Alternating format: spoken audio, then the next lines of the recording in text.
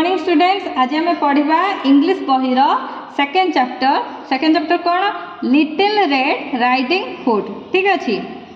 Once upon a time there was a little girl who lived in a village near the forest.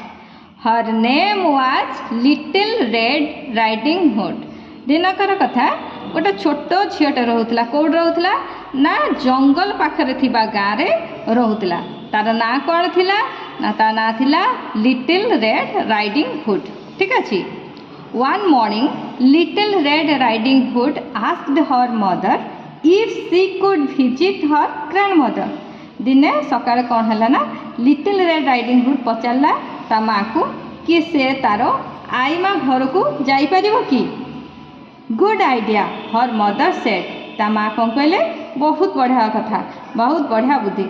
आउ they packed a nice basket of gifts for grandmother. से कौन कला ना गोटे भल basket जो बहुत सारा उपहार थिला ना ता ग्रैंडमदर पाई पैक करदेला।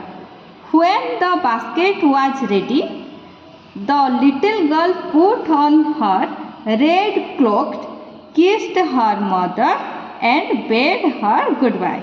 से कौन है जो बास्केटा पैक हो गला पूरा रेडी हो गला तो से छोट झीटा कौन कला ना तार गोटे हाथ नथिबा कोट।